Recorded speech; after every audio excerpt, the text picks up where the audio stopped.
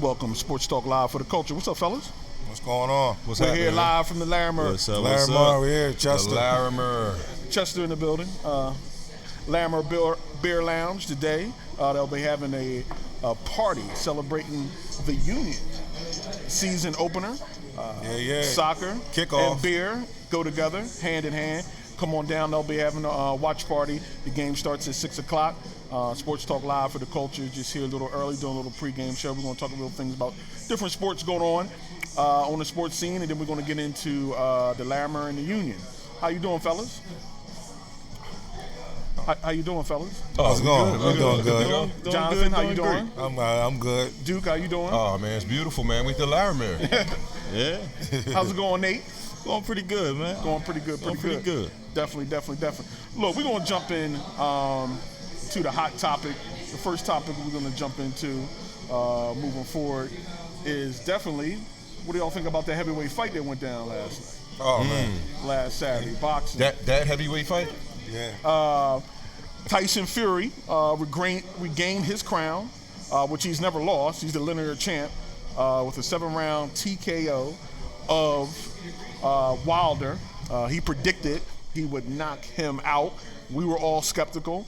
It was Ali-esque, Ali-like. He said, look, I'm going to knock this guy out. I'm going to knock out the knockout artist. And he took care of business and regained the title. Jonathan, you had Wilder winning, but you had Fury winning the decision, but Fury won on a TKO. What was your take from the fight? Yeah. Take from the fight was what champions do on a rematch. Most champions, when you watch a rematch of a fight, the better fighter is going to make the better adjustments. And that's what normally happens. Like, we seen this same thing with Andre Ward when he went and fought Kovalev. We seen the same thing when we seen Golovkin and who's Golovkin fight? Triple G. When he fought Canelo. We seen the first fight was much closer, but the second fight we see how they make the adjustments. Hey, we seen the same thing with Sugar Ray and Duran, right? You know? Right. So the champs, the better fighter and the champ always makes the adjustments. Wilder's problem was Wilder's more like a one-trick pony. Like, he has one move, and he was unable to adjust. Fury came in there 40 pounds overweight and knew that he was going to lay on him and put pressure on him. Was he overweight, or that was his game plan? He wasn't over his weight from the last fight. He came in 273, and that was the thing. Yeah, but that was his game plan. Yeah, that was his game plan, to put all the weight on Wilder and pressure him. But that hand landed a little earlier, and Wilder just didn't seem right that whole fight. It didn't. Yeah. He didn't seem together the whole fight from the beginning. It just, when I looked at his eyes, like when he looked like he was real hesitant from the beginning of the bell opening, and he got what you get when you don't want to change nothing up. Like, you see, it didn't work the first round fight for him. You know, he won probably 3 rounds the first fight. I mean, he was clearly a one-trick pony, and he got caught, and it caught up with him. Yeah, I think if you if you look at the history, you look at the history through boxing, the boxers, it's a higher percentage of boxers beating brawlers. Yeah, you know? The skilled guy. That's like a fact that's there. And don't get it twisted. Anybody can be laid down when you messing around in a heavyweight bout. But you messing with a boxer who lost the last time, so they're able to prepare a little bit better, and they got more things. They have more of an arsenal when it comes to the brawler not landing the big bomb. They're more likely, if it's not landed, to get up out of there, just because they got so much more of an arsenal. So that's what we saw. But definitely, Tyson Fury went to train with Kronk. Kronk is known for preparing fighters to fight aggressively, to get knockouts, a la Tommy Hearns. And he did what he was going to do. He predicted it. He didn't even surprise. I mean, we were surprised to hear the talk about Fury was going to go at Wilder and go into the Lion's Den and knock that guy out. But eventually, I mean, if you look at his life, he lives in the Lion's Den. So going into the Lion's Den for a boxing match was nothing for him. And if you look at, of all the rounds they fought, Fury's dominated. Like, except for 2 punches when he got caught. I mean, out of the 19 rounds they have fought, Fury has clearly outclassed Wilder. But there's talk that it will be 3. Wilder is going to has his rematch clause, and he's going to option to it. It's 1-1, and it's a bag. It's a bag involved. I think the same thing is going to happen. Wilder shows that he can't fight being pushed back. How much punches are. He shows he can't fight being pushed back. He shows that if you stay close, he doesn't know how to fight close. He only knows how to land the right hand from a distance. Does he know how to adapt, though? I don't think so. And he doesn't know how to land that right hand, really. He throws a lot of them, and it hits you. And if it catches you, it's different. But I don't think he can adjust. I don't think he can adapt. Maybe he can learn how to use his jab more. I think that's maybe something he could learn how to do to keep the fighter at bay more, so maybe he can have a chance to land in that right hand. Maybe he can pick up his jab output. Maybe that'll work for him. But that's the only thing I see Wilder being able to do different. Yeah, he's got to be aggressive. Yeah. Definitely. I think that's. I was just mad I ain't bet on the fight because I had Tyson, but I was too scared to bet it. I ain't had that much faith in him, but that's what I was going. Well, with. You never know because last time he won, I was mad at myself. His lifestyle has been, Yeah, he likes to party. He likes to party. He likes to party. So you're not sure if he would have partied out, but he said back in August he wasn't on that no more. I watched him on watched an interview with him, and he was saying he guaranteed to win. He said he used to train to box. He said now he trained for life. He's just a happy fighter, and that make him more dangerous than ever. Definitely. And, you know, you see the look in somebody's eyes, just like, I believed him when he said it. I don't know why. Like, I just believed it. It get like that sometimes. I got a couple situations I believe. He didn't look like he just was talking to talk. He didn't like he was talking trash. He looked like, I'm going to win, and that's what's going to happen. Right, And he meant it. Yeah, so that's what happened. What do you think about Wilder? He said his costume was too heavy. It was 40 pounds. Oh man, he shouldn't have came out in it. Period. I mean, they said it was a lot went on in that fight. Like they said he was pacing a whole lot, like hours before the fight, burning a whole lot of nervous energy. So they said that was another thing that he was doing. He was just walking. He was just off. It just wasn't his night at all. He was just off his game. He tried the whole to blame night. the suit on the loss. He tried to blame the suit for being tired. I got a problem with it. That's what I'm saying. Yeah, take your loss like a man. You lost. He didn't have, but you could see from the opening bell, he wasn't the Wilder that we watch and we see. It just wasn't all the way together. It was something up with him, you know. And once he got hit in that ear, it was no getting his legs back together. Hey, listen, you come out in any professional sport and you don't prepare and you're not right, then guess what? You lower your chances of winning. So. Yes. I mean, and that's clearly. I guess you will see Wilder, but Fury is dominating so much of this fight. I guess you got to opt to do the rematch. But it seems like the next logical fight, if I was Fury and his people, I would pay Wilder off and go make that money up over in England to fight Joshua. Right. Because you figure Joshua gets $90,000. I mean, he fills out 90,000 arenas, 90,000 seat stadiums to fight me. To fight nobody. Yeah, he's fighting me and filling the whole stadium. So if you got an Englishman and an Irishman fighting over England, they're going to need two stadiums. They're going to need another stadium. Correct. They're going to need something bigger. That's where the bigger money is. I would need I mean, if I was his, I would like, look, I've dominated you 2 fights, really. What it would take for me to bypass you to go fight Joshua? How much money? Because you're going to make the money up on the back end. Yeah. I mean, I think that's the more better fight. That's 2 boxer punchers, you know, instead of just. I mean, you always want a chance. You know, you got that right hand, but once you get up and you get to fighting that level of skilled fighters, it's easy for a fighter to take your right hand out of the fight. Yeah. You know, if you have some type of skill, yeah. You see it so much. Yeah, I would definitely look at Fury Joshua, but you know, he may feel, look, I can get this guy again.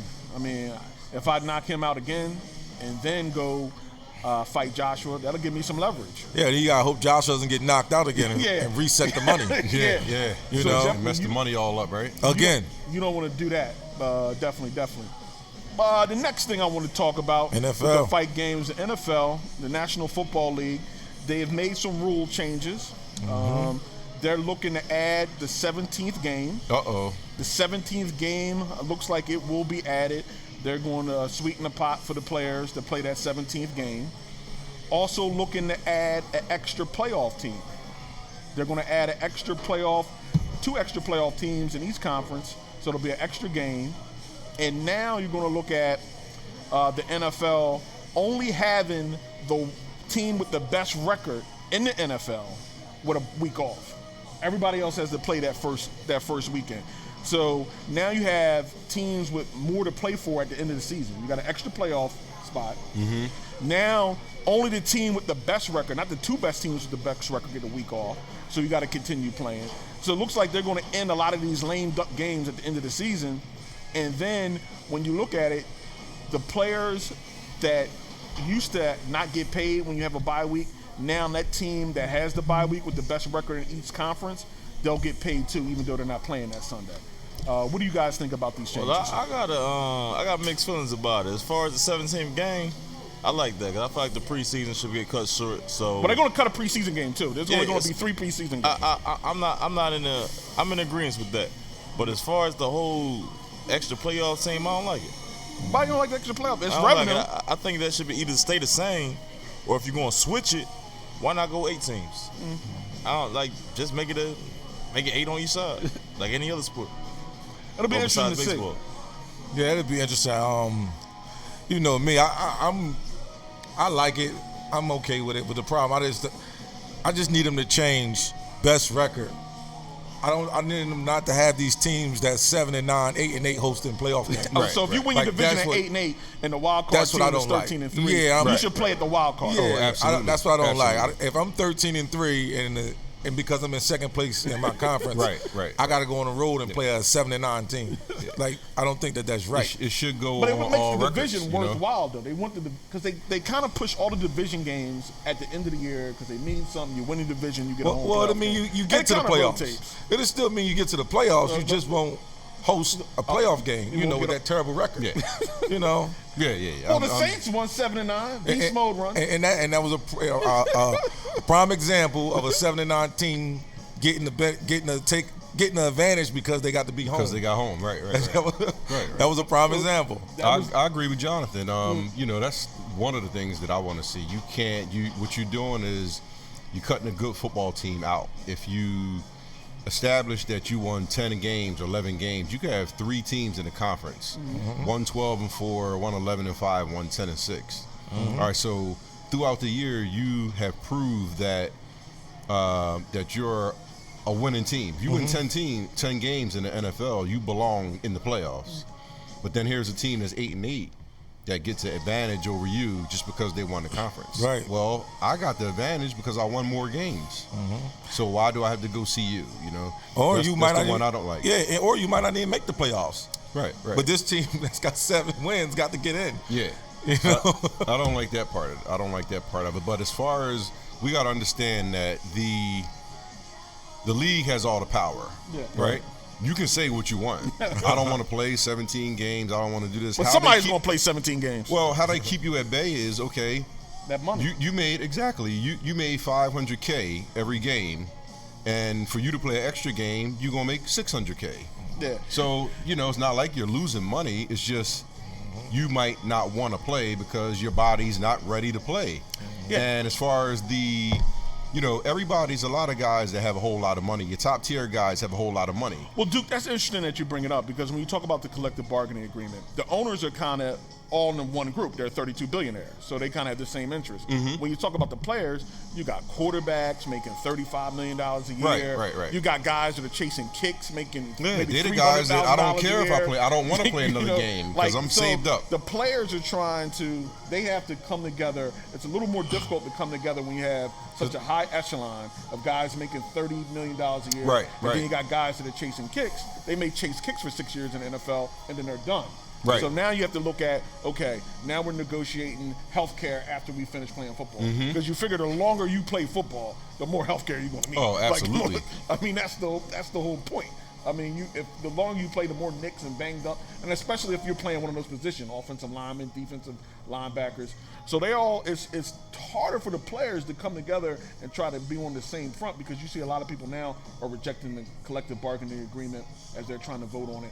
Absolutely. Last I checked, once you get finished playing in these private organizations, that goes for Major League Baseball, that goes for football and basketball. You're not covered. You don't have any benefits. Well, that's one of the things they were looking at. They were looking at increasing the health benefit costs that these guys get.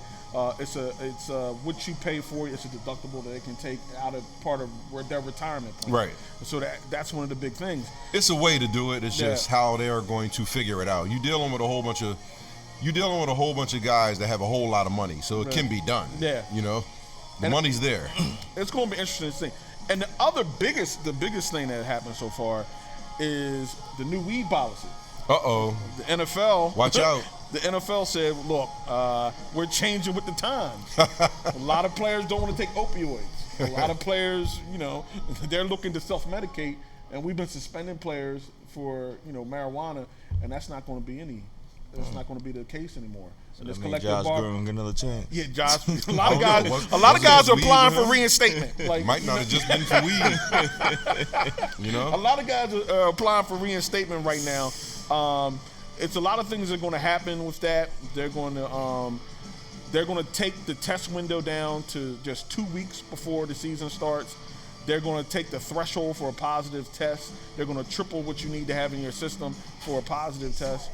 And it's interesting, the NFL's take has always been, we tell you every year when we're going to test you. Now, if you can't be clean for that one test, you may have a problem. Oh, there's no maybe in it. You do have a problem. Like when you get tested for marijuana, and that's the NFL policy, they go out, they tell you when they test you, and then after that, all the players, I got tested, I'm clean, we have a weed party. Yeah. If you tell me when the test is coming, and I fail, it's on me. Yeah, so that's when the NFL was like, you might have a problem. Like, Yeah. But what do you think about this new policy on marijuana with the NFL? I think it's a good thing. It's going to get better and better. It's going to go from it's going to go from nothing. It's going to go to nothing eventually. You know, that's just like the first steps as like giving like Medicaid marijuana. Eventually, the marijuana is going to go away in the states. So I like it. I mean, I'm not a big marijuana fan, but hey, if people are, they do. Yeah, me never. I think what happens is right now. I mean, we're up with the times and everything. It's enough research and it's enough statistics that prove if there's a choice, because there is a choice between marijuana and opioids. I think everybody across the board is going to say if I had a choice to take marijuana or opioids, I think that they would say, let me go with this marijuana thing, because we see the effects of opioids. We see what it does. Yeah, you have the marijuana cards now that people Right. are using for medication, Right. and some benefits with anxiety, with a lot of different things, moving forward. So the NFL Players Association has been pushing for this for some time now, and now they're going to be able to, now we can be reasonable about marijuana and moving forward with that. I think it's enough research out here, and they've done enough homework to know that if it's anything, because it comes down to the two. It comes down to marijuana and it comes down to the opioids, because they give them both out heavily. Would it be better for the athlete? And I think that it's a no-brainer to marijuana will be better for them, But my whole thing is that once upon a time, liquor was illegal. It's legal. Yeah. They don't fine you for drinking alcohol recreationally as long as you ain't drunk on the field. So as long as they're not high on the field and they smoking in their own time and it's legal now, I don't see the problem. I don't think that's something that they can control, because these guys now, they're going to wake up in the morning and go to practice and smoke some weed now. Yeah, they out there playing with the slanty eyes. That's what they're doing. That's when it become problematic, I think. As long as they're not high on the field, I don't see nothing wrong with it. I think it's a high. I think what I do think is, I think it's a high percentage of athletes that are smoking marijuana, and I think that they are high playing. That's what I think. Oh, definitely. Now, I believe that. you are. I believe that. If you're functioning while you're playing, then why should you even worry about it? Well, that was a lot of people with alcohol. People have drinks at halftime. Hey, man, y'all remember Todd Marinovich? Yeah. Oh, yeah absolutely. He won the Arena Football League high off heroin and threw 10 touchdowns. Now we going to a whole nother level. Yeah, he was Todd Marinovich story. Yeah, his dad tried to create a quarterback, didn't quite work out. Yeah, that's one of my favorite stories. Redhead. That was a crazy story. Carrot top. Yeah. Excuse me. I apologize for all the people that they categorize as carrot tops too. No problem. I want to jump into the NBA real quick. 76ers. We always got to talk 76ers. Man. Here. You talking about next season? It could be next season. Hey, we had high hopes. We had optimism. We're gonna need the men to I come coined the back by phrase. I playoffs. coined the phrase O'Brien or bust. I coined the phrase O'Brien or bust. And Colin, can I get a process? Yeah, actually, I have a beer named the Process. Is that right? The Process. I don't know, man. The Sixers got hot. Should you even drink that? Might get injured during the show. The Sixers snake bit. But if you look at Ben Simmons and Embiid, and a lot of talk's been about the coach Brown, but I think it all comes down to, and as most teams do, most championship teams do, it comes down to the players. It comes down to your best players and how committed and how focused they are on being the best they can be and being a champion. Thank you, brother. And being a champion. And they have gotten some injuries, but before the injuries, this team just seems on the road, haven't been well, not at all playing well, and definitely at home they've been great, but in the playoffs you're going to have to win some road games. I mean, so what do you guys think about the Sixers real quick? I still got faith in them, even though, not my team. I still It's not your team, and you still have faith? I still got some faith in them. I just think, Good man. I just think they more built for the playoffs. You know, some teams like take like the Heat. The Heat is built for the regular season. Like they're a hard-working team and they out-hustle people. They're but not going to do that in the playoffs. They're built for the regular season. They're not going to. If Jimmy's not going, that team is going to not be able to move. Mm-hmm. Whereas when I look at the Sixers, I look at the Sixers as a playoff team, as a 7-game series team. I think they're just. I don't know how great they are as far as like the elite team, but I do think in the playoffs they can do something and be dangerous. I don't think that nobody should be happy that they got Philly for 7 games. I think if we stay in that 4th or 5th spot and we got the Heat in the first round, I love our chances. Yeah, I love that matchup. Yeah, I don't think the Heat is really built for the playoffs. But I think the Sixers' expectation is more than just a first round. Yes. No, we're not looking at the Sixers. Is to get to the finals. That was the playoffs, not to get out the first round. Right. No, I don't see it as that no more. Now, if they get there, I'll be just a little shocked. But I think that they can. I think that they still can, because there's nobody over there that's that dominant. And Giannis is over there, but he doesn't. I don't believe in his number 2. So. I don't believe he's been balling though. I mean, he's one guy that got a max contract and stepped his game up. He's always been balling. Yeah. Middleton has always been balling, but he's really balling. He's trying to go 50-40 now. He's gonna have to. He's gonna have to in order for me to get some respect. 50-40-90, like 50% from the field, 40% from 3, and 90% from the free throw line. He's having a tremendous year. Yeah, the Sixers. Like I said before, if you look at the writing is kind of on the wall. Yeah. Like, we can't pretend. If Embiid's healthy and he comes to play, he's a problem for everybody. It doesn't matter, West Coast, East Coast, it doesn't matter. He has that type of talent. Ben Simmons, I mean, there's some, there's some question marks. Like let's not pretend that there are not. But if you look at them, I think it comes down to perimeter play, and I said this since day one. You have to have guys that you can count on in these games, in these playoff games. And can you count on any of these perimeter players as far as giving you 20 to 22 points a game? We can't do that. Yeah. So that's pretty much the Achilles heel for the Sixers. Can these wings give you that? They have size. Occasionally, they can get in the way of people. But, you look at home and you look at away for these guys too. That's coaching to me. I mean, look at their record at home.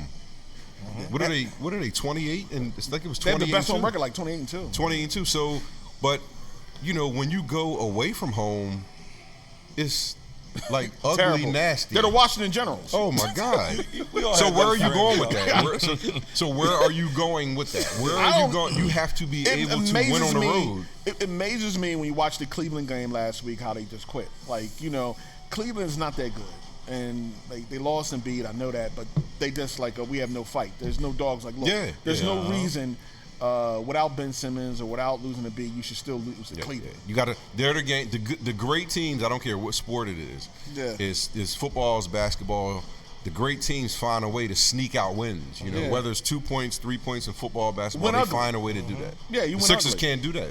Can't do it. And sometimes you got to be able to win ugly and win different types of ways, and they have not been able to do that.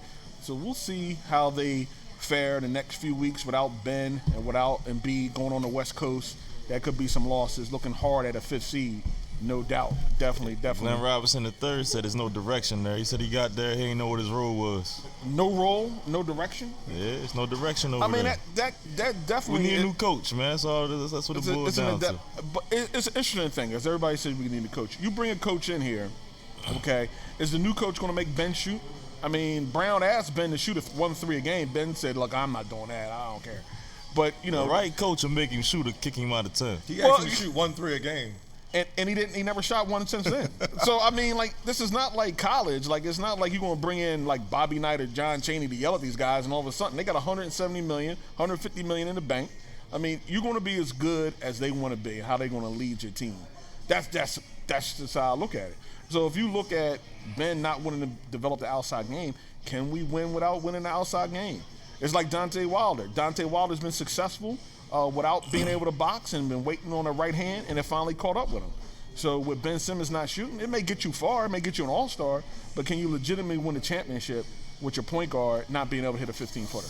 That's what it comes down to. Now you got to move him. You can't be a point guard no more. Yeah, definitely. You got to go to the wing and become just a slasher. Like that needs to be his game. Yep. But then when you do that with Ben, you limit Ben. Because Ben's brain is very smart. He's a very smart basketball player with the ball in his hand. Oh, yeah. He can have the ball in his hand, but at one point, they're already in the fourth quarter. He's already not the point. Josh Richardson runs the point, and, that's how they do. But it'll be interesting to see.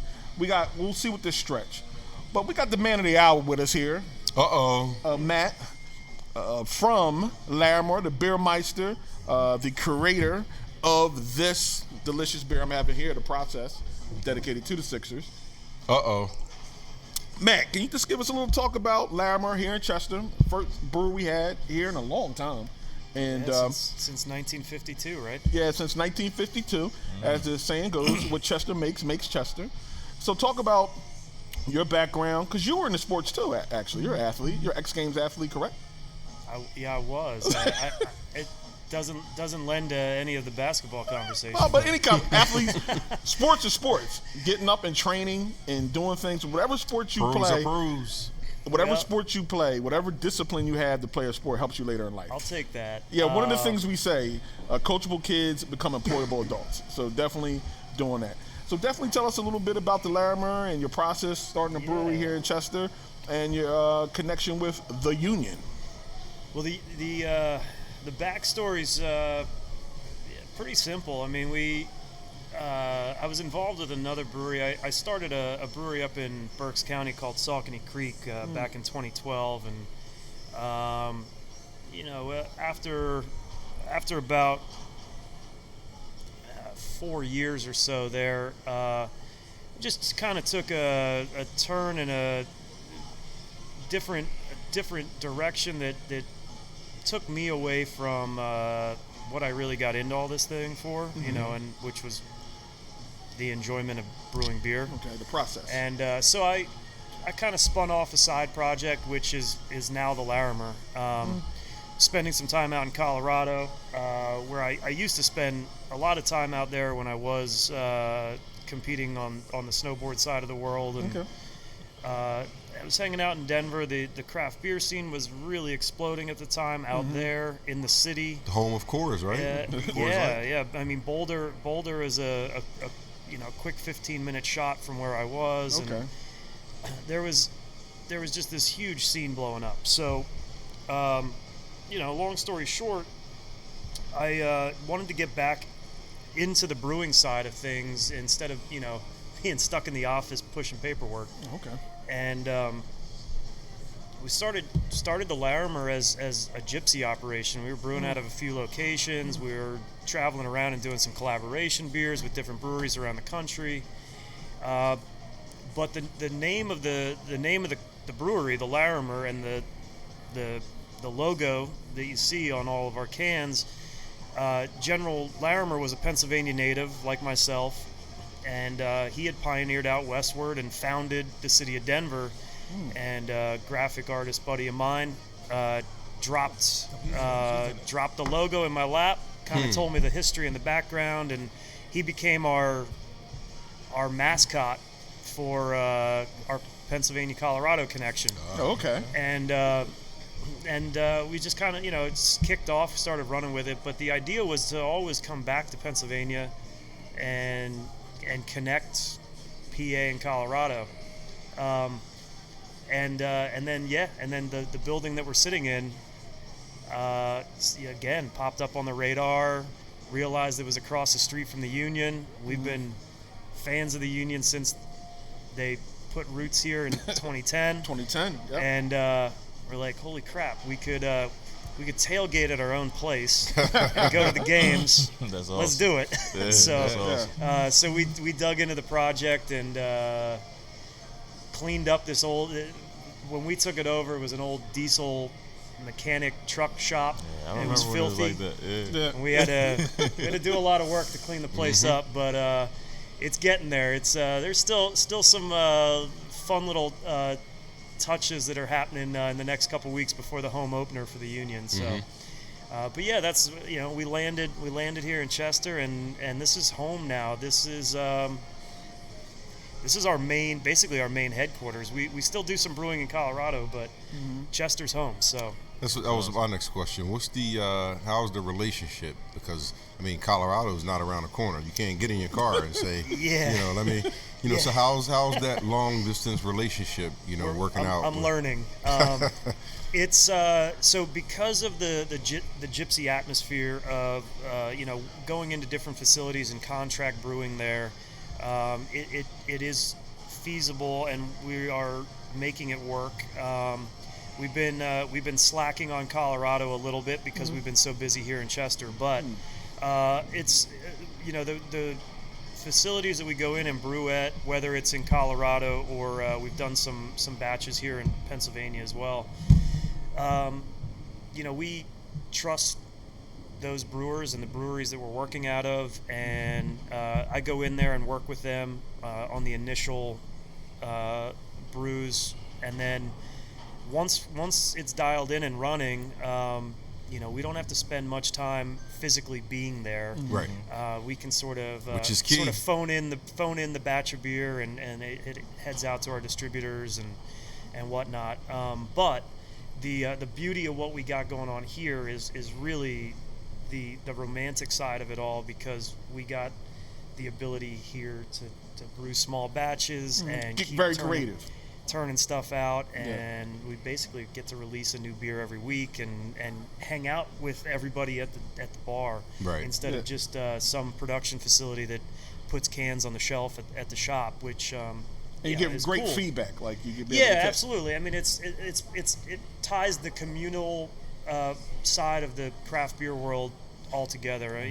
The whole point of this thing is not just to make beer and send it out. It's to hang out and do stuff like this, and be able to actually chat with friends across the bar. So, that's how I think most brewers that are on the commercial side of the world right now usually got their start, just like myself, on the homebrew side, and usually that involves having a cool little club of folks that are getting together and sharing their home brews and having a social gathering, and that's what the tap room and the small brewery is all about.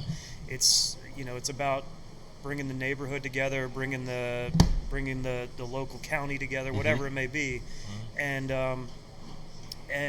that's I think that's what beer's all about. Yeah, I was just about to say that. Beer is everybody's friend. Beer is everybody gets together. It gets people around the table, right. people that Starts may not have ever met each together. other, people that may not have ever started a conversation together, get to sit down around some beers, and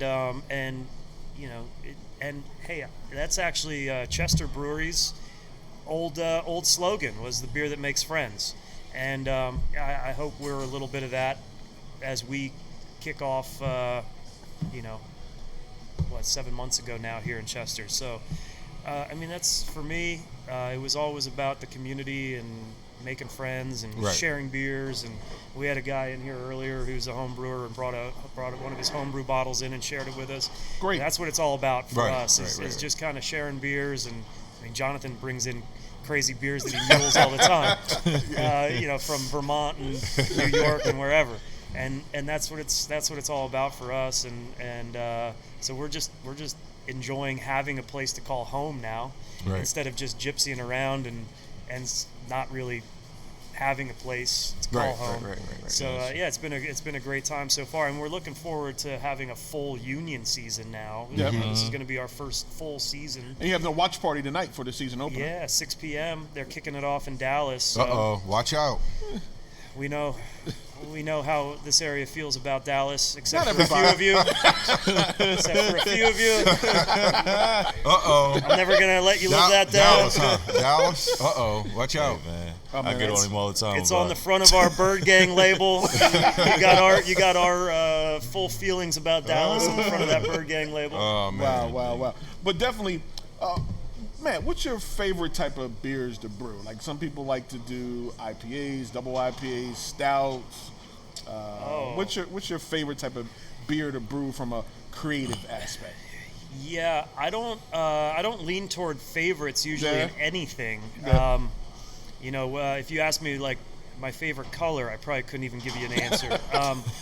But when it comes to brewing, it's really not about a style that I enjoy. I enjoy making all beers. Okay. There's different challenges with different styles, and I kind of approach it depending on what we're trying to do. So obviously we have a lot of rotating taps, like different IPAs that are constantly rotating, and sourcing out and figuring out fun hop combinations. Those challenges are enjoyable. Same with the Speedo season beers, like figuring out different fruit combinations that complement each other are always a fun time. But then there's other beers like our K38, the Mexican lager, trying to brew something to a traditional style and accomplishing hitting that tradition is a challenge in itself, even though there's not a lot of creativity that goes into it because you're sort of following a historical path. Being able to hit those benchmarks, if you will, for a traditional style is just as pleasing when you taste that through the process and start to realize, oh my gosh, I might have got this right, from all the research I did. And most recently, I dabbled into the world of hard seltzers, which I never imagined myself saying. But seltzers are, a thing right now. You spend too much time on social media and you get sucked into the trends. And so I brewed a hard seltzer, and that was equally challenging, and the sense of accomplishment when it comes out and people take a sip and you're taking a sip and everybody's enjoying it.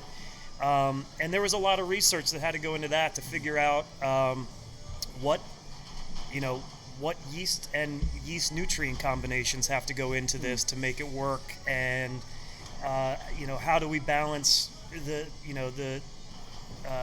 sweetness from you're basically brewing sugar water, and adding fruit additions and so on and so forth. So there's not really a favorite.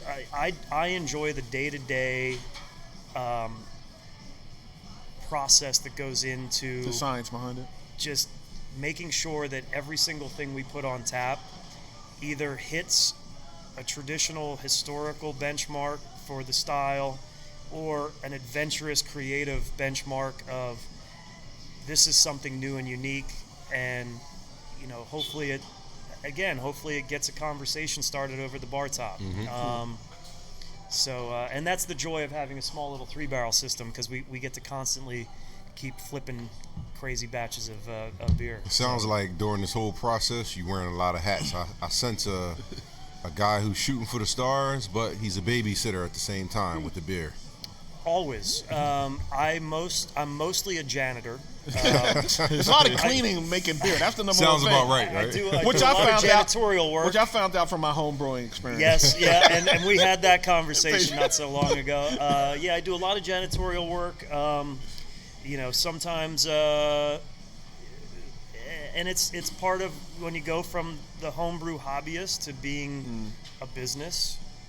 Things change. Like there's a lot more paperwork on the desk that you got to manage. So it's not all about the beer all the time, but at the end of the day, it always comes back to the beer. And I'll change many hats throughout the day. But whenever my clock out time is, I still get to pour beer and hang at the bar and enjoy. So you all never clock out. Basically, that's why I got a really comfy couch in the office. Yeah, We spend a lot of hours here. That's what I heard. Most brewers have a nice, comfy couch in the brew spot. There's a little sleep. Yeah, I schedule couch duty for about an hour a day. But you definitely need that. What was your inspiration, besides the Sixers, for the process? Is like one of your favorite beers, like not you say your favorite, but this is a beer that a lot of people enjoy. I've been down here, and a lot of people drink the process, and they really like it. Well, I mean, first off, we went through the Eagle season doing this Bird Gang IPA, and the label. I grew up a Philly sports fan across the board, so we would go to games, tailgate, and the label on Bird Gang is our tailgate crew. It's I sent photos of our tailgate to our buddy Steve Leibensberger. He does all of our graphics and artwork, and he basically just made everybody into a cartoon and put us on the label. And then it just inspired the idea of sort of doing a beer around each sports season. So as football season came to an end, we were ready to kick off something for the Sixers, and we were same boat as what you guys were talking about prior here.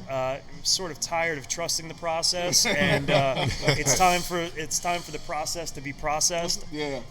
So we labeled it processed.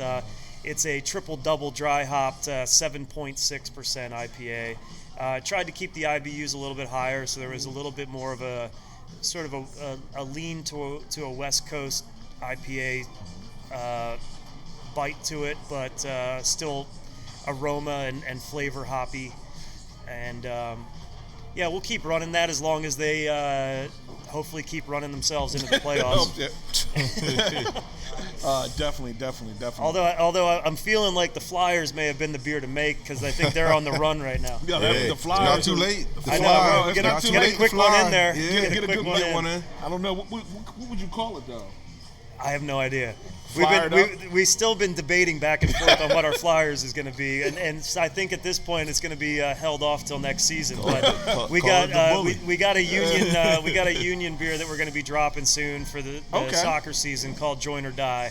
Okay, it's going to be an extra pale ale, a little bit heavier dry hop pale ale, but we're keeping the ABV a little bit lower so that it kind of fits the tailgate sessionable tailgate all day mentality. Try not to get people falling asleep before the game. Good luck. Yeah. Session beers are usually 4 point something ABV or lower. Yeah, I think we're going to be more in like a low 5 range. It's definitely not going to be labeled as a session beer, but we're going to keep the ABV a little bit more approachable. Make that Flyers beer orange, man. Get some orange to it. We might be able to do that. We got to maybe we can get, if we get Gritty down here to brew with us, maybe put a little bit of his orange fur in there. It'll help the color. There you go. Yeah. There you go. Definitely. That's scared what he might do to it, though. So. We're talking about the Union. The season kicks off tonight in Dallas, and from my limited soccer knowledge, but the feel is this is the most anticipated season since their inaugural season. They had a real good run last year where they came to the semifinals of the Eastern Conference, and this year people are looking for them to take that next step. Is that the kind of feel you get with the Union and how they're? Yeah, definitely. I was actually just chatting with some of the folks, Sons of Ben supporters, and I think this season we all sort of agree this is probably the most anticipated and exciting, kickoff to a season since year one. Because of the home playoff victory last year, their first playoff victory ever, to do it at home with the comeback win. I think that this is going to be a really, really exciting start to the year, as long as they perform and come through with some early wins here in the springtime. I think we're going to have a really fun year watching what these guys can do, and they've obviously made some really cool upgrades to the stadium. They put in a giant new jumbotron, and they got a new stadium sponsor with Subaru. So they're doing their thing, and we'll see tonight in Dallas. I saw a report not so long ago today, MLS stats going into the season, and to win the MLS Cup this year, they actually have the Union ranked number 3. Wow. Now, our percentage is extremely low to number 1 LAFC to win the Cup, but we're in the mix. Right. Nationally, there's recognition to the season that happened last year. So If you're number 3, you got a chance. Yeah, you're in the conversation. Oh, yeah. I mean, you're on the bus. I mean, you know what I mean? You know, definitely.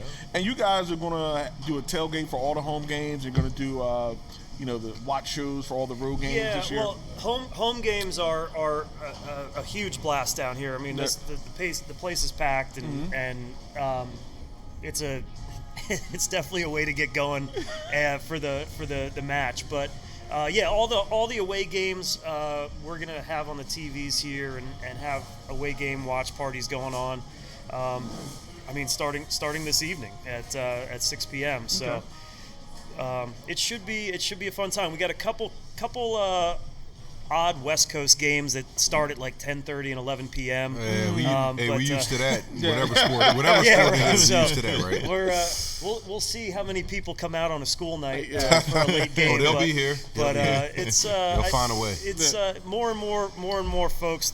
You know, thanks to social media. You know, more and more folks are realizing that we're here. We're right across the street. Yeah. I mean, you can stand on the front patio and watch practice on weekdays. So it's a fun little location, and I think as we enter our first full season of soccer as the Tap Room, we're gonna have some fun parties, especially if these guys keep putting goals in. And you guys usually have a food truck down here too, as well, like when you have like your parties and stuff. Yeah, for all the games, local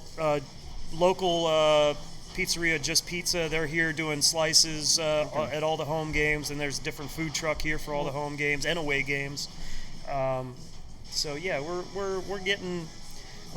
finally figuring it out. It took us a little bit to get everything organized here, but it's coming together. So I see it, I feel it, I see what's happening. It seems like you're in a good space.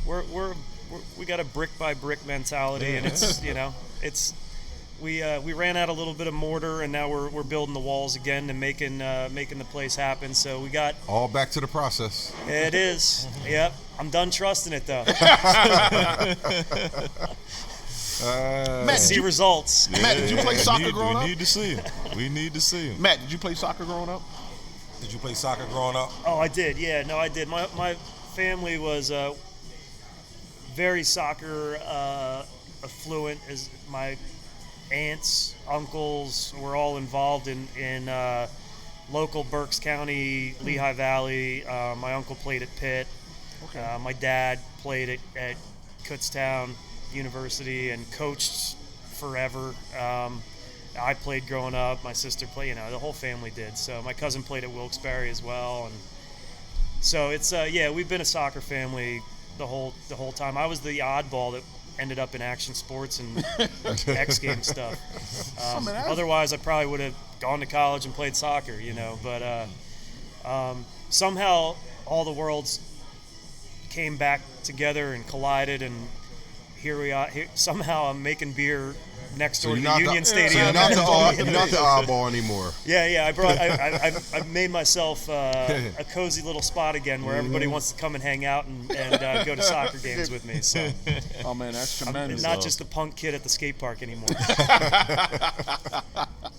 But that's definitely that's the best part, because soccer has really grown in America. This is the 25th year of the MLS, and with the original teams, and now I believe it's close to 30 teams they have now all over the country. And it was interesting because Philadelphia got into the MLS kind of late, like 2010. It was shocking because I know how popular soccer was growing up here, and then them not getting a franchise in 2010 was kind of interesting. But since they've gotten a franchise and they built the stadium down here, it's really taken off. It's really has a lot of enthusiasm and you see during game day, this place is like packed and filled.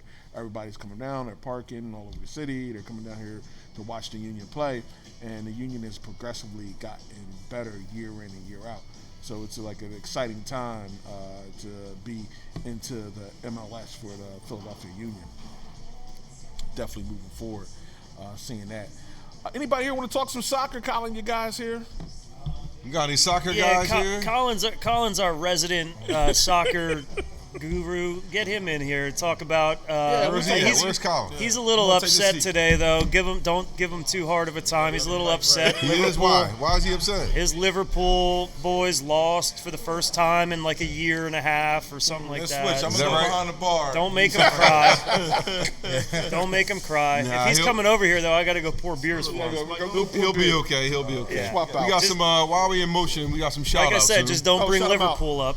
Don't bring Liverpool up. Yeah. Before Matt get out of there, he talked about the PA Colorado connection. We can't not mention the Broncos if he's saying that. A Is that Bronco right? fan sitting right here. Just had to throw that out there. You know what? I enjoy when I was living out there, though. I enjoyed going to Rapids games, Broncos games. I would go and grab tickets to go, see the Avalanche, go see the Nuggets. I enjoy going and watching live sports, whatever it may be. Obviously, if Philly was in town, I was extra excited, and then I would love wearing opposing jerseys or whatever. You weren't by yourself like that. They're You nice weren't by in yourself. Denver, right? But Denver's much easier on people because there's a lot of Denver's a transplant city. I mean, it's rare. Right. It's rare that there's a native that you run into. I mean, it's a destination transplant Like city. being in Vegas. Right. So right.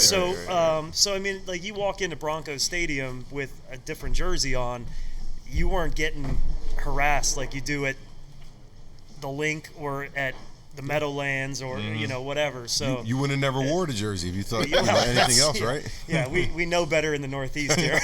So, but no, Denver's a good town. So I have total love for Colorado still. But Pennsylvania and the Northeast is home, and I love.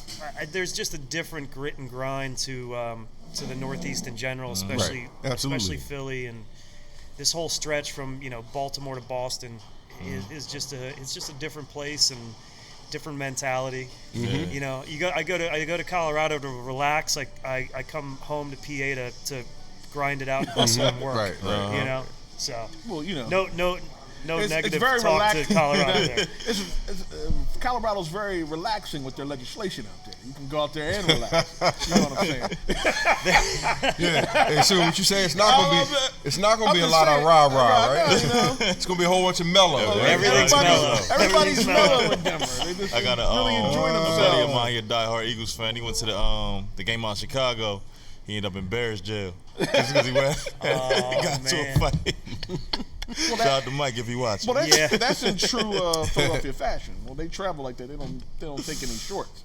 They don't mess around At all. No, I made it over to the I've traveled for a bunch of Eagles games. I've made it over to the game in London a couple years ago, a couple Octobers ago. It is incredible how Philly travels. Yeah, Philly travels. And not just for Eagles, for everything. Union, Sons of Ben, everything. Yeah. Like, it is mind-blowing to me. Yeah. I remember this was still while I was skating and doing, competing. I was in Seattle. I'm landing in Seattle.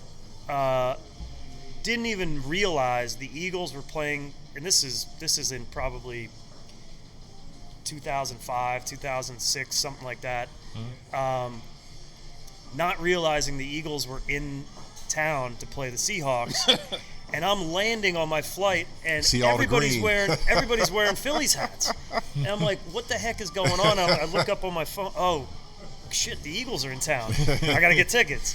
And it was an entire full flight, and I wasn't even coming from Philly at the time. I think I was coming from LA or something like that. And Philly travels hard, and across all sports, and it's just part of, I think, what makes this area who we are. Blue collar diehard. Yeah. It's not a lot of them. It's I wouldn't say it's any more than 4 to 5. Soon, would you agree? Yeah, it's not a lot of them. The Philadelphia fan base is diehard, especially, and the Eagles fan base is more diehard than anybody. Like, out of all the fan bases that travel, they're really, just remember, for all the guys cheering birds in the crowd right here, just remember what hat Sunni wears over there. You might want to go put this in the camera. He won't wear it, so we're not going to remember. Everybody see that. I'm a heretic. I admit it. I'm a heretic, but that's how it goes. Definitely. We We have a got some good shout time outs soon. We up. gonna get some shout shout out outs. who's tuning in to the Mr. show. Damon Plenty. Thank you, Mr. Damon. Miss Bethany King. Hi, Miss Bethany. How you Robert doing? Lombardi. Robert Lombardi. Jermaine Green. Troy Cartwright. Roger Laysath. What's up, brother? Mr. Bill Morgan. Dave Bennett. Cousin David Harper. Hey, what's Damon up, cuz? Plenty. Therona Bush. Throna. Ira Madison. Definitely. Miss Shelley Blackstone. Definitely. Jen Stewart. Angela Bounds. Malik Winters. Tamari Thompson. I'm going to see you in April, man. Casey Johnson, West Virginia State alum. West Virginia State Chef University? Timothy Witcher. We are going to see you again, brother. You're doing big things over in Jersey. Chef I gotta go back to Timothy chef. Witcher. Anybody that cooks, we can definitely go to your place. We'll be over there with you. We like food. We like to eat. Tiffany Walker, another West Virginia State alum. Thanks for joining. Oh, definitely. And that's the thing. Colin, you talking soccer? You gonna come on? I'm serving the people. Colin's over there serving the people. He's a dedicated. Hey, great Colin, worker. we know how to serve drinks too, man. Don't worry about it. We got you. We'll We got get you them covered. We'll get them covered. Hey, thank you guys for having me on. Oh, And, definitely. thanks for coming in. Oh, Always a definitely. pleasure, Thank man. you, man. Yeah, And, definitely. you know, starting a brewery here in Chester. You going out on a limb? We're gonna support you, bro. You know, Appreciate that's it. how we do. No, thank you guys Definitely. for always being in and coming to set up the podcast. I love it. So Oh, definitely. We'll be back. right on. Definitely. Thanks, Colin. guys. Cheers. Yo, what's Colin, going on, man? what's up with the union? Let me get. I've been reading everything. This is supposed to be. Some people say second place in the East, third place in the East. So what's your take on the union this year? Don't bring up Liverpool. Remember.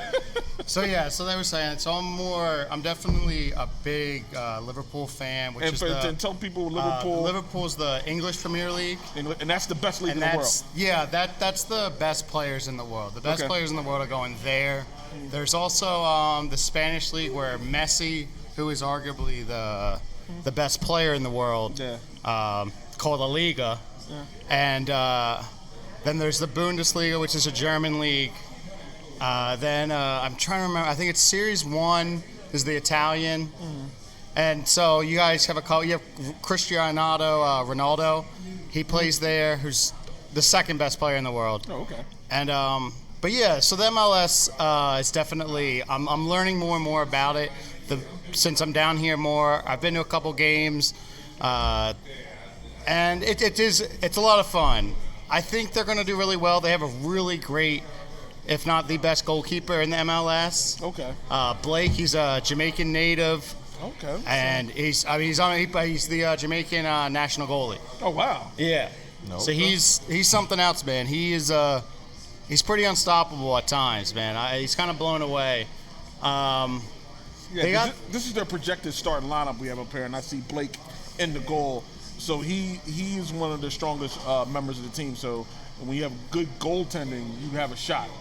For sure. Just like pitching and just like in hockey, goaltending is important. That's how I always look at it. There's some people that look at goalies and go, they don't contribute a lot because you kind of just stand around and you don't really do much. I look at it as they the head of the team, the quarterback. They set up the defense the best. Yeah. I feel bad not knowing a lot about the MLS as much. But dude, they look good, man. When I get to go out and watch them, they look fantastic. And I'll be honest, and it's a fun team to get into because there's so many people from all over the world. Okay, definitely. They're coming together and playing soccer. No, the people, but also the players. Okay. I mean, like I said, Blake's from Jamaica, and he's playing here in America. You have people kind of from every walk. So it's an international flavor. Yeah, yeah. That's what I'm trying to get to. And I really think it's awesome that you can have that on display On a professional level. Yeah. Yeah, that's one of the things you talk about, like, you know, me with my football background, when we just play sports, whatever, you get guys in the huddle from all different kind of backgrounds, whatever, coming with one common cause.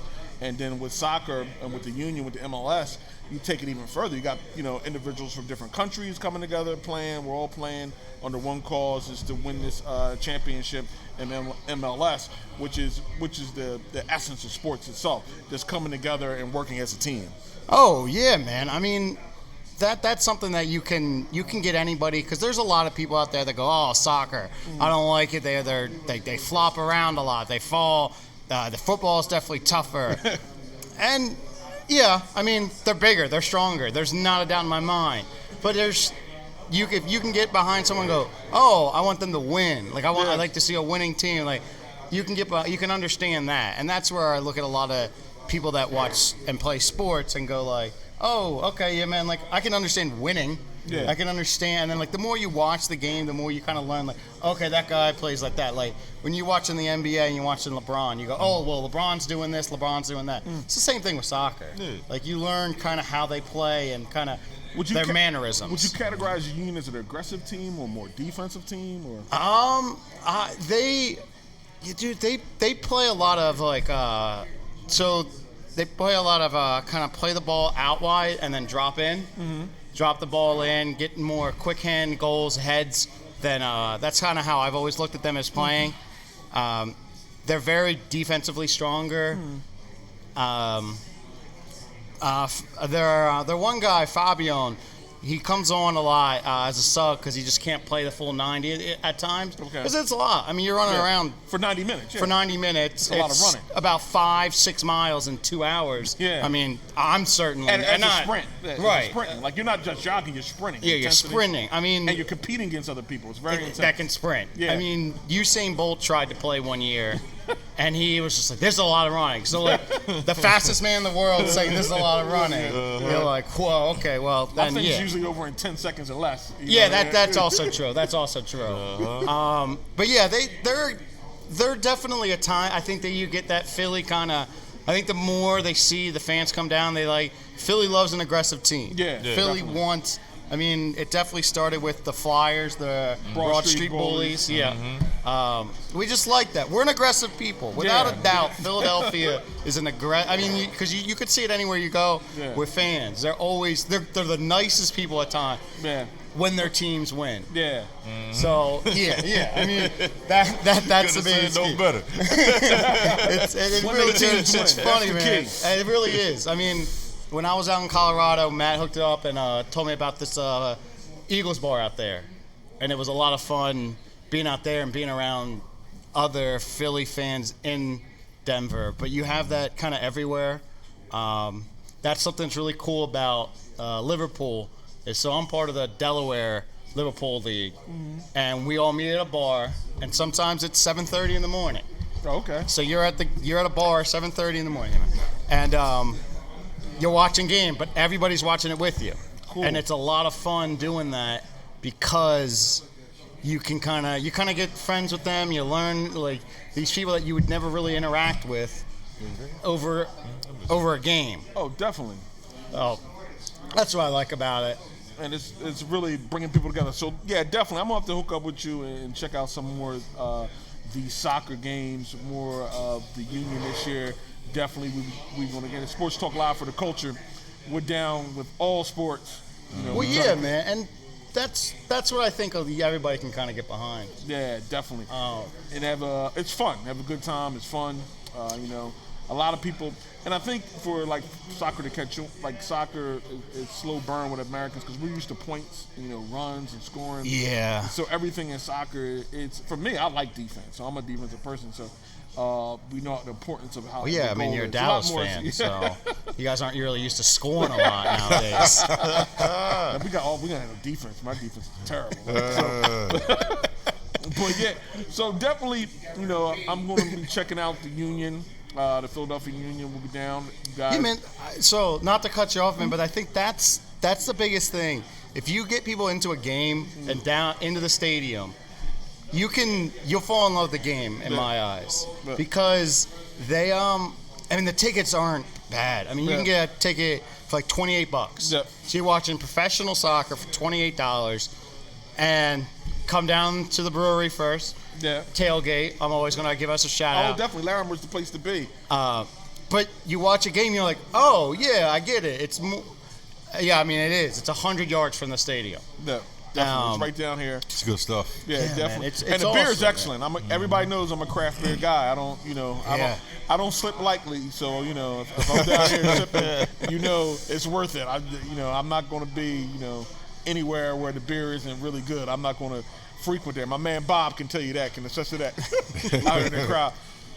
Yeah, so definitely the beer is excellent. The environment is tremendous. Pre-game, post-game for the Union games to watch, and just coming down on regular on the weekends or after work or whatever. It's just a good time, a good vibe, good people. For sure. Sports Talk Live, definitely. So we get former Union players that come down and hang out. Oh, cool. So like Sebastian Latou is the highest scoring Union player ever, and he comes down and hangs out. Oh, great. So like imagine being at just at a bar and you're hanging out with like Wilt Chamberlain. Oh, definitely. Like it would be something like that. It's kind of cool. Yeah. It gets better, man. It gets better. Yeah, man, it's a lot of fun. You really guys would. Yeah, this place is. I don't know if you know it, but I'm gonna just help you out a little bit. This place will probably never close soon. You have hours that it usually does. Yeah. The Union players are going. This is going to be the spot. Man. Oh yeah, man. We want them. It's coming. Man. It's coming. Come hang out with us It's all coming. day, man. It's coming. And then, I believe that too. yeah, I mean we get food trucks like Matt was saying, and so when we got food here rocking, man, we want to rock all night long. yeah. Man. Well, that's what you're going to do. Get ready. You got a bed back there? Oh yeah. There you go. Do we? There you go. Yeah, man. Dude, it's awesome, man. I'll tell you, I really, really like getting new people, like people that really aren't soccer people into soccer, because all of a sudden, then you watch the Premier League, and you're like, oh, and then you find your team. That's what's also nice about being an American and watching the Premier League. Yeah. You can kind of find your team. Yeah. You pick it out of like, oh, I like this guy, so I want to watch it. Like if you like defensive, you find the team. Like Jason, Right. over at Pinocchio's, he's a West Ham United fan, and I mean they're not very good, but he likes them. Yeah. Well, I'm gonna tell you what's easy for people, and you might not know, but like, no matter the sport, like an athlete can recognize and appreciate athleticism. Yeah. Oh, for sure, man. It doesn't matter the sport. A guy that never played baseball, he can play football and appreciate baseball. Oh, yeah, A absolutely. guy that plays baseball that never played soccer, And he can appreciate soccer. You can appreciate this competitive, like Because it's all about athleticism. And then people also appreciate things that, as an athlete, they appreciate things that they can't do. Yeah. Like, Oh, it's like, my God. okay, a soccer guy, he might not be able to throw a baseball, but he can appreciate that this guy throws 97, you know, and get into him and go to the games and watch it. But he could never hit a baseball ever in his life. Right. So that's the beauty of sports, Oh, that's the great thing about sports, yeah. that you can have that. You have that ability to kind of, if you're an athlete, you go, oh, yeah, man, I understand this. I'm an athlete.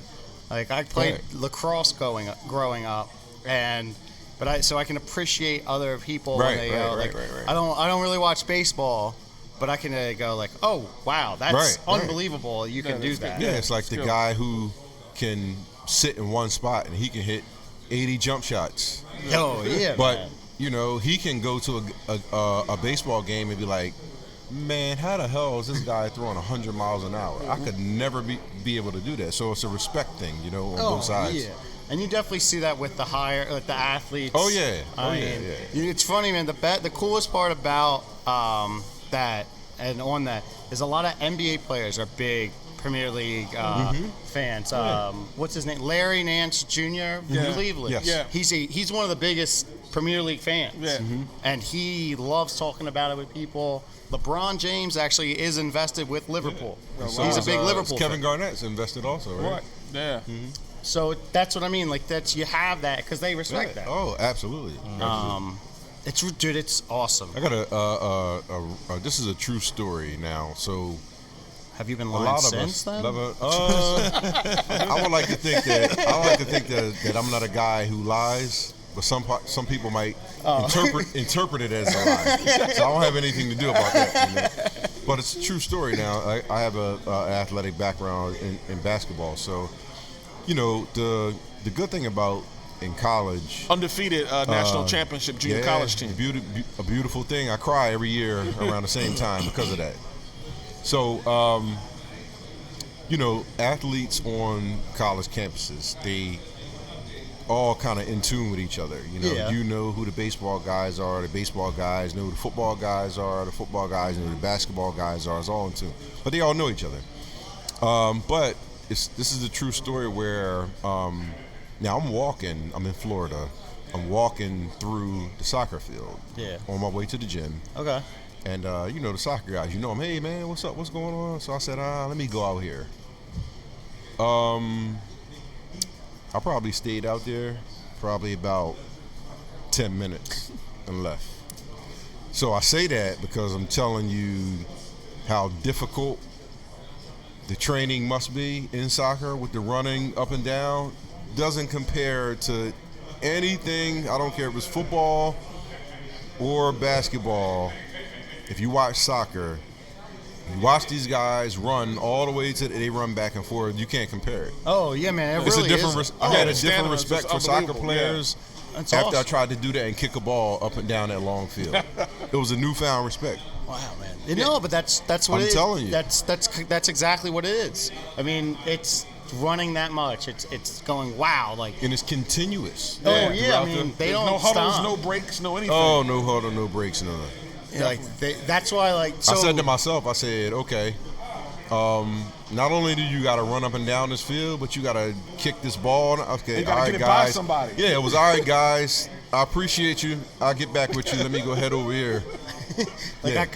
Oh, yeah. But so that's kind of the strategy at times when they're falling down as much as they are, because they're kind of like, dude, I just want a breath. Like, I just want to stop for a that's sec. it. That's it. And it's tough because it makes it look like a soft game, but it's kind of it's giving everybody a rest. Yeah. Soccer guys had me thinking, like, there's no way you could be on any substance while you out here Oh nah, man. other than something that's going to keep you up. Yeah. So that's what's crazy when you go back to like the 60s and 70s and they're playing. There's pictures of all the players smoking cigarettes before at halftime. Wow. You're like, NBA, George McGinnis, well, I mean, dude, Right.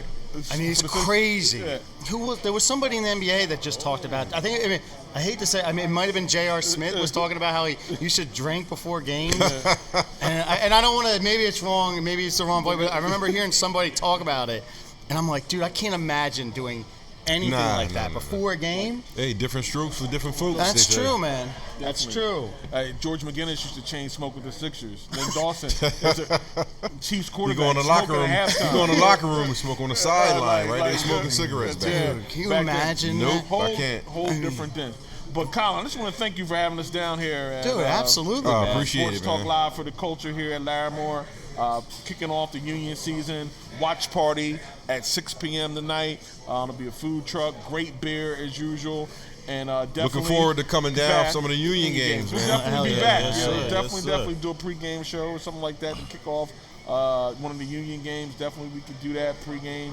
And we're just big fans. And just like Larimore, excellent beer for you craft beer heads. This is really, really, really good brewery. Dude, even Definitely- if you're not a craft beer head, man, Yeah. we can get you down here and we'll find a beer you like. Yeah. Like I said, we got a seltzer. We got the Mexican lager that's coming out soon. And you do a lot of different. You do a lot of different fruit beers too. Y'all guys been out in Colorado. Y'all know what's going on.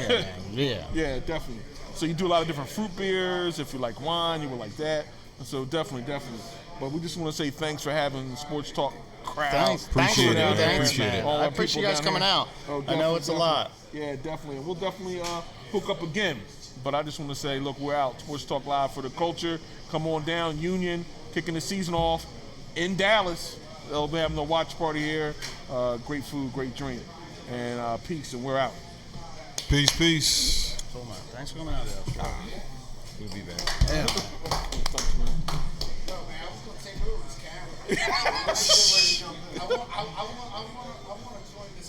Yeah, you can come on, man. We need.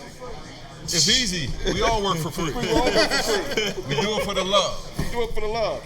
Sports And Talk for beers. the culture and beers and cookies. Love and beer. Did you ever? Cookies are. That's easy, man. You welcome. As long as it's no Louis the 13th. You know, it's not in the book.